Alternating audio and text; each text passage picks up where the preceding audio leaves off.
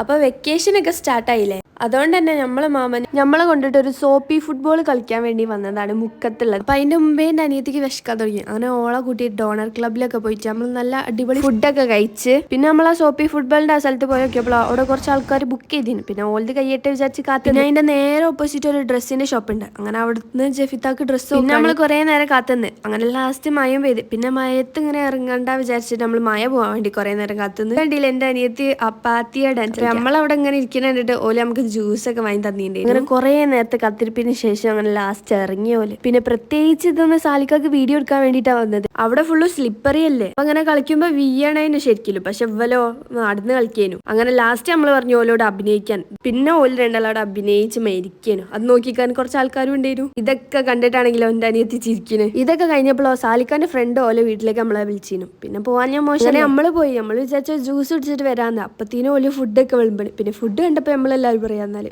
എന്നാ ഫുഡ് കഴിച്ചിട്ട് പോവാല്ലേ. ഓല് എന്തായാലും വിളമ്പിയില്ലേ. അങ്ങനെ ഫുഡ് കഴിച്ചിട്ട് നമ്മൾ നേരെ വീട്ടിലേക്കാ. അപ്പൊ എന്റെ ഉമ്മനെ ഉപ്പനെ വിളിച്ചു നോക്കിയപ്പോഴോ ഓല് ബീച്ചിലുണ്ടെന്ന്. അങ്ങനെ പിന്നെ നമ്മൾ ബീച്ചിൽ പോയി. അങ്ങനെ നമ്മൾ അവിടെ ആക്കി തന്നിട്ട് ജെഫിത്തെ സാലിക്കും കൂടി പോയി. അപ്പൊ ഇന്നത്തേക്ക് ഇത്രേ ഉള്ളൂ. ബൈ.